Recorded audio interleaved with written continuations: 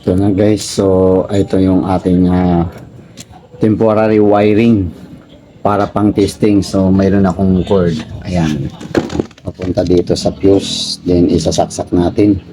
So may temporary ako, so isasaksak natin yun guys, no.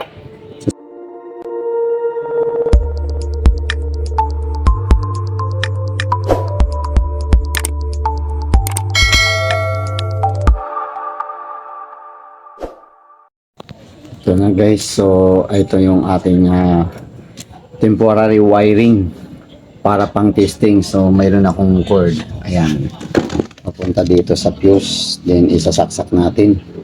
So may temporary ako, so isasaksak natin yun guys, no. Sasaksak natin ito, ayan. So i-on na natin yung light switch natin dito, naka-on na siya. So tingnan natin, okay, naka red light siya. So ito yung manual, ito yung auto natin dito, ito yung manual, ito yung auto. So wala pa siyang nameplate, no, napagawa pa ako. Start natin, manual kasi yan. So naka off. Ang settings natin ng kuan natin is nasa 2 seconds lang siya. Gawin nating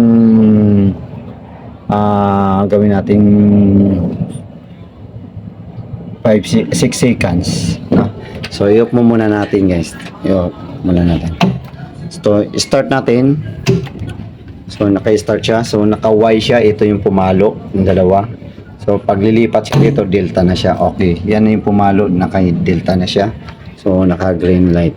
Okay, yun yung kuha natin. So ang auto natin, pag trigger ng auto natin, hindi siya papalo hanggat hindi yung mayroon tayong fuse papuntang ito yung fuse na yan, papunta yan sa loob ng magti-trigger, doon sa loob ng ating kung ano mang device yun, no. So yan yung ikuha natin. So jumperan natin yan guys, jumperan natin.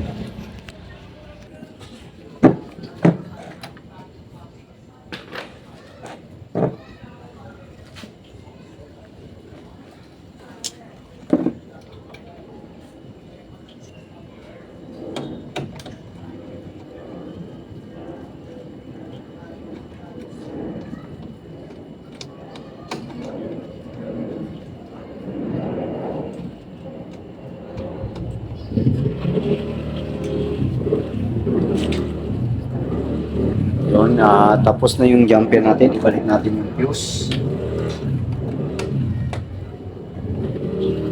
Natin yung fuse. Then on natin yung breaker. Tingnan natin guys nung pag pumalo siya sa auto. So on natin. So pumalo agad siya. So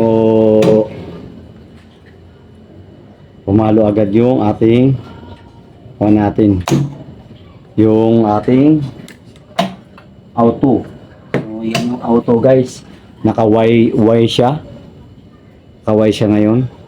So tapos magdi-delta, ayan, magdi-delta na yan. So yan ang gagawin natin, ipakita ko, no. So i-off mo muna, off. So ito pa lang yung off natin, so manual natin. So naka-delta na, na-trigger na ng doon sa fuse natin. So nag-delta na siya ngayon. So yun yung ating Y delta controller. So yan yung temporary pa natin ng wiring. Aayusin muna natin guys, no, ayusin natin. So yung isa tapos na ang ginawa natin. Yan, tara.